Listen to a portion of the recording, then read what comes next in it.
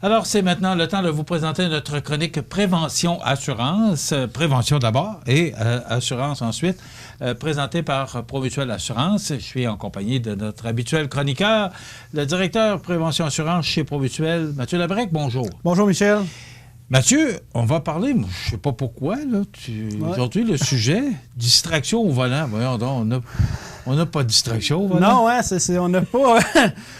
Je pense que ça va toujours en augmentant, particulièrement avec les cellulaires. Là, mais je regarde les écrans qu'on a maintenant dans les voitures neuves, là, les écrans à droite, là, sur le tableau de bord, là, qui sont aussi une autre distraction. Mais je vais te laisser tout à fait. nous parler. C'est toi la personne compétente en la matière. Raconte-nous pourquoi tu as décidé d'abord de prendre ce sujet-là aujourd'hui. Bien, premièrement, la table, je pense qu'elle est bien mise. C'est une bonne introduction. Distraction au volant, un des points importants. Plus ça va justement avec les tableaux de bord, les ordinateurs de bord.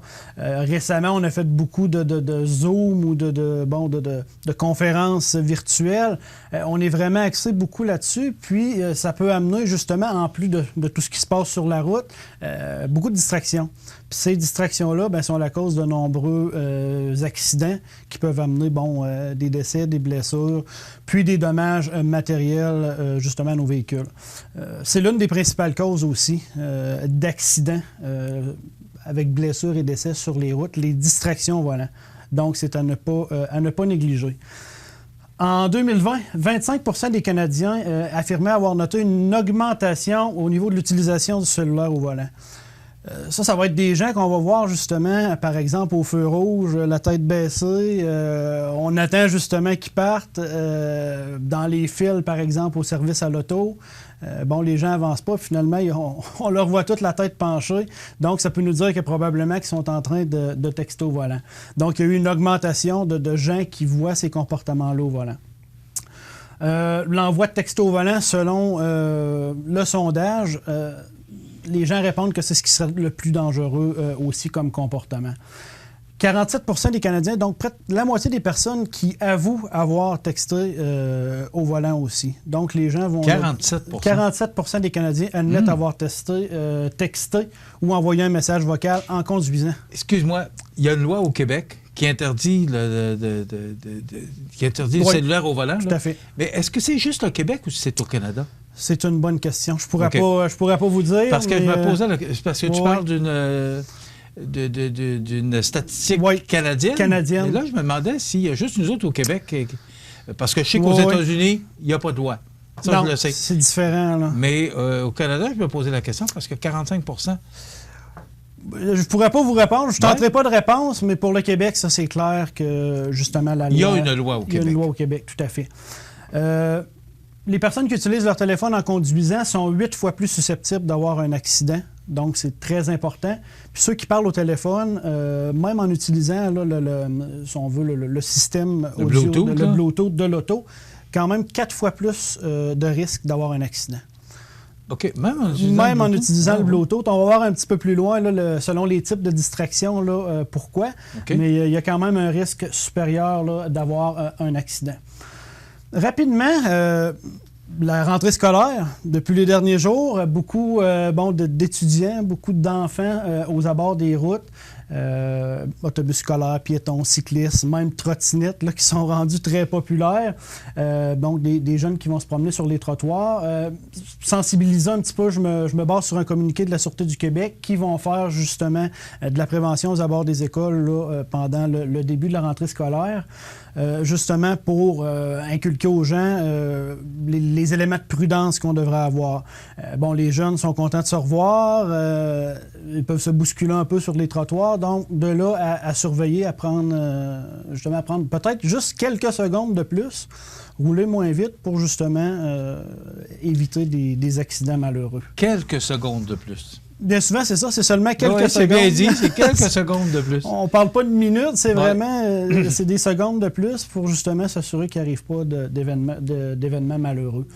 Rapidement, les règles, respecter les limites de vitesse qui vont être affichées dans nos zones scolaires. Quand on approche d'un autobus scolaire, d'un minibus, bien souvent, il va y avoir les feux rouges clignotants, le panneau arrêt. Il faut s'arrêter à au moins 5 mètres de l'autobus. Justement aussi, là, avec son signal d'arrêt obligatoire, bon, bien souvent, il ne sera pas totalement arrêté, mais il faut, nous, se préparer en tant que conducteur à arrêter. De même pour les voies ferrées aussi, là, de porter attention. C'est des petits comportements qu'il faut réajuster. Oui, puis les autobus scolaires, ils allument leur phare avant. Bien avant. Oui, bien avant. Bien avant. Fait que c'est vraiment de ralentir. C'est pas d'accélérer, justement, pour passer. Là. Encore là, on parle de secondes. On parle pas de minutes là, qui nous retarderaient. Là. Et on en voit encore. Oui. Effectivement. Oh oui. Puis c'est puni là, quand même sévèrement par la loi. Je ne veux pas m'embarquer dans. Non, mais quand même, on en voit encore. Comme on voit encore des cellulaires au volant. Tout à fait. J'ai vu encore cette semaine. Moi, je vois ça puis je dis, je comprends pas. Il y a beaucoup de prévention quand même qui se fait, autant à la télé qu'à la radio, dans les journaux, mais je pense qu'il faut continuer vraiment. Oui. Puis avec des statistiques comme ça peut peut-être inciter les gens justement à changer leur comportement. Très bon point. Simplement. Aussi à se rappeler que lorsque la circulation va être dirigée par un agent de la paix, brigadier scolaire, signaleur, c'est cette personne-là qui justement, il faut respecter la signalisation, les consignes de ces personnes-là. Au niveau des brigadiers scolaires, il y a des enfants aussi qui font ça. Donc, on essaie, en tant que conducteur, d'être conciliant, de respecter ces enfants-là qui apprennent eux aussi, puis qui... C'est pas parce qu'ils sont de petite taille puis c'est des enfants qu'il faut pas les respecter, là. Parfois, des fois, on peut voir des conducteurs qui sont fâchés après ces enfants-là, qui font traverser d'autres enfants la rue. C'est pas le comportement là, du tout à adopter. Ces enfants-là sont en apprentissage, justement, de sécurité, et puis il faut vraiment les écouter. Maintenant, on va reparler vraiment de la distraction au volant. Donc, notre distraction au volant, en fin de compte, c'est ne plus être attentif à la conduite parce qu'on se concentre sur autre chose. On a donné là, en masse d'exemples. Là, par exemple, ça peut être... Il y en a plein. J'imagine, parce que c'est pas ça qui nous manque, les distractions. On a toutes les distractions pour regarder à côté et moins pour regarder en avant. Moins en avant. Et puis, c'est ça, notre distraction, en fin de compte, va nuire à notre vigilance puis à notre rendement de conduite. Notre temps de réaction va être augmenté en cas d'urgence. On va être moins apte, justement, à réagir rapidement ou même ne pas réagir du tout. Réagir après, par exemple, une collision. Ça, on va le remarquer des fois, il va y avoir une collision, mais les traces de freinage sont après. Donc, à ce moment-là, on peut penser que peut-être qu'il y aurait eu une distraction, puis justement, on ne s'est pas rendu compte là, qu'il y avait un élément, justement, qui pouvait causer cet accident-là. Transport Canada, maintenant, 21 % des collisions mortelles et 27 % des collisions ayant causé des blessures graves sont liées à la distraction au volant. Donc, ça a des conséquences quand même très, très importantes. Puis ces statistiques-là, on pourrait penser qu'ils sont en diminution, mais non, sont en augmentation depuis les 10 dernières années, de 5 %. Donc, il y a vraiment une progression, en fin de compte, de la tendance des distractions au volant. Malgré toute l'information qu'on donne... Oui. Peut-être la cause de nos véhicules qu'on explorait un petit peu tout à l'heure, là, justement, qui sont mieux équipés que, avec les systèmes GPS, les systèmes Bluetooth qui peuvent justement venir nous gruger un petit peu de concentration. 4 types de distractions au volant. Visuel, dans un premier temps, ça va être nos yeux vraiment qui vont être portés sur des choses à l'extérieur de la route.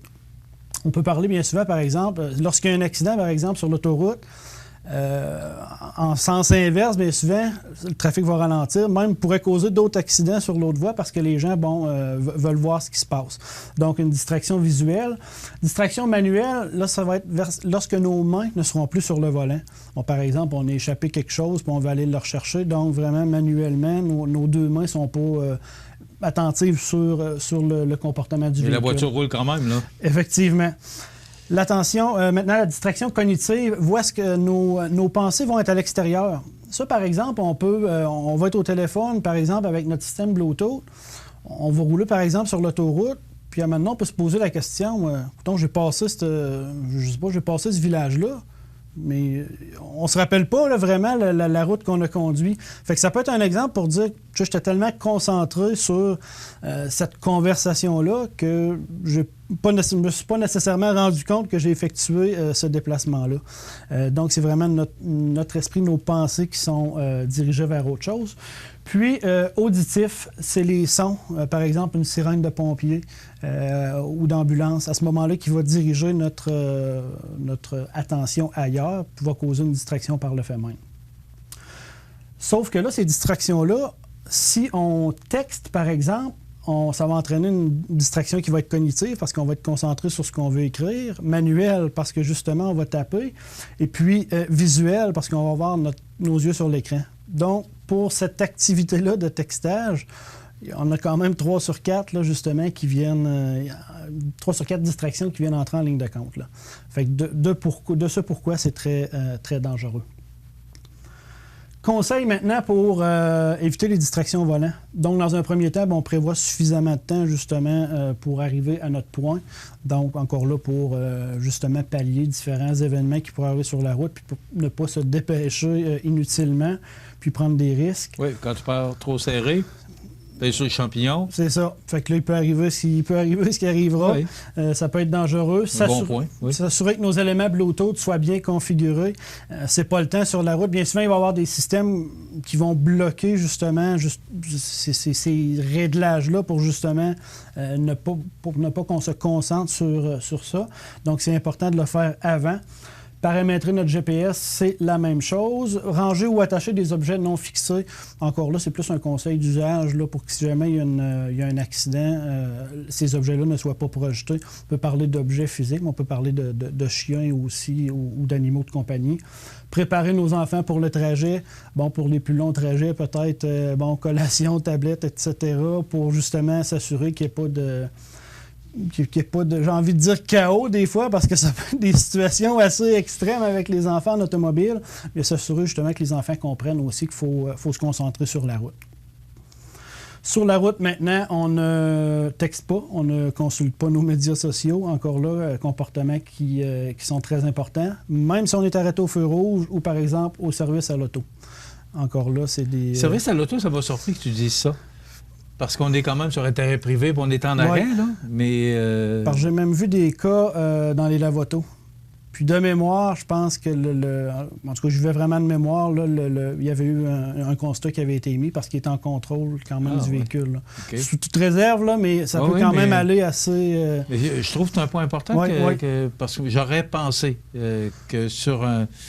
Vu que l'auto est quand même presque en arrêt ou en arrêt, là, le temps qu'on attend. Là. Mais OK, c'est un point important. Quand même important. On évite pour les dames se peigner, se maquiller. Puis je dirais même lire, autant pour les hommes que pour les femmes. J'ai déjà vu un livre ouvert sur l'autoroute, sur le volant. J'ai même ralenti pour regarder, j'avais bien vu, là, mais il y a différents types de comportements qui sont assez surprenants. Lire en auto. Lire en auto, j'ai vu ça une fois. Lire en auto, ça va pour le passager. Le passager, mais pas le conducteur. Pas le conducteur.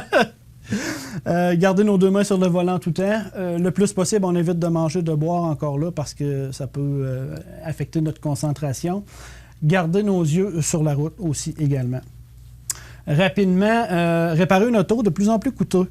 Dans les dernières années, on en a parlé, nos autos sont de plus en plus sophistiquées. Différents systèmes pour le changement de voie, des caméras. Maintenant, c'est plus des caméras parce qu'il peut en avoir dans différents angles. Donc, tous ces aspects technologiques-là vont venir gonfler le coût des factures de réparation. En 2020, le coût moyen des sinistres s'est chiffré à 4 744 $. C'est en hausse de 9,3 % donc par rapport à 2019. Donc, dans un an, on parle quand même d'une augmentation de près de 10 % de réparation de ces véhicules-là. De 2015 à 2019, cette même augmentation-là du niveau moyen des sinistres, c'est 35 %. Donc, encore là, c'est vraiment exponentiel le coût de réparation de ces voitures. Les voitures coûtent de plus en plus cher. De plus en plus cher, de plus en plus équipées de technologies, là, parfois assez surprenantes, là, mais des fois, on se demande pourquoi les prix moto augmentent. Bien, nos coûts de sinistres augmentent aussi énormément. Rapidement, peut-être une petite étude des mauvais conducteurs à cause de Zoom. Zoom ou les autres plateformes, justement, de vidéoconférence. 54 % des gens disent avoir plus de difficultés à se concentrer au volant à cause de ces plateformes-là. Donc, tellement habitués d'avoir des vidéoconférences que les gens vont être plus axés vers leur système de navigation. Justement, c'est cet ordinateur-là. Petit écran, là, Fait que tellement habitué de fixer une attention là que, justement, ça va se répercuter sur les véhicules. Puis rapidement, on les appelle les zombies de Zoom. parce que nos ajustements on va être très distraits. Très important ce qu'on vient de raconter parce qu'il y a des statistiques qui parlent d'elles-mêmes. Donc, pour information, 248-7940 pour parler à Mathieu ou son équipe, l'équipe de préventionnistes. Peu importe, vous avez besoin d'informations pour assurance de véhicule ou encore face à cette chronique-là. Ne vous gênez surtout pas. Merci beaucoup.